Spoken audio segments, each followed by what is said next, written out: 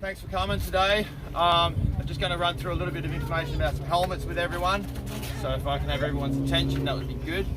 The other day I witnessed one of the most horrific crashes I've seen in a long time. A young 10-year-old scooter rider having a fit on the ground after crashing on a jump for at least over 3 minutes. I've been involved in action sports for over 40 years, and that was the worst thing I've actually had to witness. A lot of people don't wear helmets and or don't wear the correct helmets, and they go, but I don't hit my head, or it's all right, whatever. But the other people have to witness the fitting or the foam from the mouth, or your parents have to be the ones to look after you. So that's why helmets are really important. As we say, you know, like, are you able to feed yourself properly? Yeah, tie your shoelaces all right? You're able to tie your shoelaces all right? Yeah, you can wipe your bum all right? Yeah.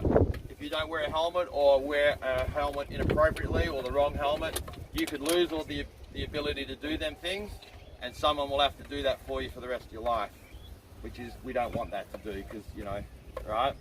So helmets, really important. So a couple of things with helmets. First of all, is certified, uncertified. Now this helmet here, you'll find a lot of skate shops will sell them. This is well, there's many brands. Don't know what brand this is. I won't name it. Right? Plastic with nice foam cushioning on the inside. Right? Now these fit really comfy, because this foam is like, if I had enough of it, I'd make a lounge and sleep on it. Right? But this is just a piece of plastic with a bit of foam inside. So how about you just get like an ice cream lid and pack it full of some dish sponges, and you've pretty much got the same thing, right? These helmets are not certified. These helmets will only reduce the impact by around 5%.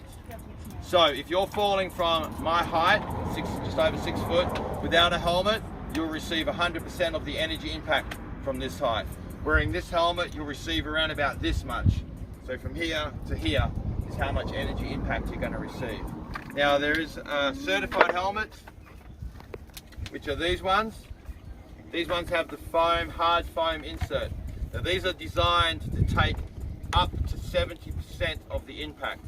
So that's like falling from around about this height. So you can see how much that reduces the energy impact.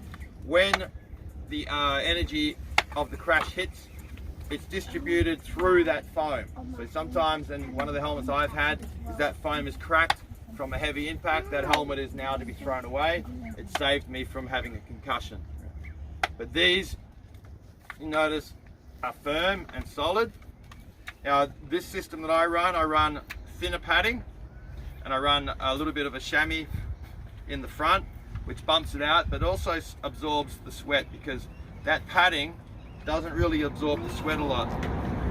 The padding in these takes up heaps of sweat, but a little bit of padding at the front doesn't. That's why I run thinner pads and run this, because it absorbs all the sweat. But even though if you have a certified helmet, it's about wearing it properly. So notice how this is just above my eyebrows. It's not sitting way back up here. Now the young guy that had that crash on the other day, he was wearing an uncertified helmet. I'm assuming the way that the impact, because here was just a massive, it was an ostrich egg. That's how big it was. I'm assuming that possibly he had his helmet up like this. It's important that your helmet goes on, and if it's unbuckled, it doesn't rattle around. If your helmet rattles around unbuckled, fix it. Either put some more padding in, do what I did with my padding, or even wear a hat. Make sure it doesn't have a button on it though, at the top. Wear a hat under your helmet. You want that helmet to sit here. When you face flat, notice the difference, right? But if my helmet's here, you get that? That's the difference. That's why you wear it down here. These buckles under the side, just around on this point here, I'm always adjusting them. Make sure these buckles are just under your ears. See how this is like this? This makes the helmet sit properly. A lot of people have these buckles all the way down there, and the buckles are all skewered all over the place. You want the helmet to fit 2 fingers. Sometimes I'm always like, if I'm going for something more gnarly, I'll be like, just get that sorted. Okay, I feel safe now. Without my helmet, I don't feel safe. If I'm going to do some crazy tricks, I want my helmet on so I know I'm feeling safe. It can be too tight, it's like, so just loosen it off. It's important that that helmet sits properly. If this buckle is too loose, let's just get it loose to there, then my helmet comes off. Right? And if I'm going to crash and my helmet's going to come off, what's going to happen to my face? Smash. Yeah, exactly, right? But if my helmet's done up, that's just, oh, there it is. All right, and that does get pretty sweaty, and I wring it out every now and then. Right, but if my helmet is done up properly,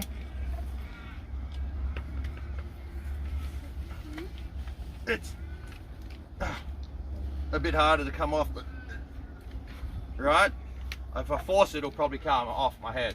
But you know, impact's going to hit, it's not going to come off. So it's really important the helmets are fitted properly.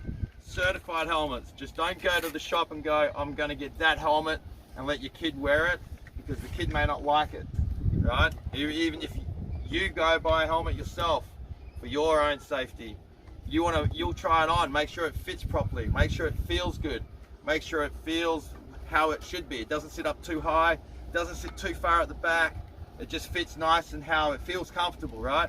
If the helmet's not comfortable, you don't want to wear it, there's less likely that you will wear it. If the helmet's comfy, like this one, I wear it all the time. All right. The other thing is, someone get their first aid certificate and be qualified.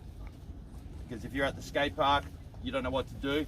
When that kid was fitting, we just held him down so his arms and legs weren't going all over the place. We had him on his side and he was breathing. So we were okay with that.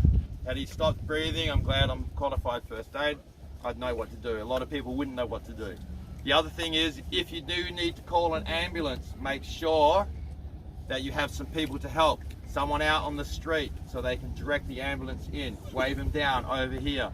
Know what street you're on as well is another good thing, because the ambulance will ask you that. But it's important that people know first aid, because yeah. Thanks for watching, thanks for listening. Yeah. Thank you like, very subscribe, check us out, comment below. much. Yeah.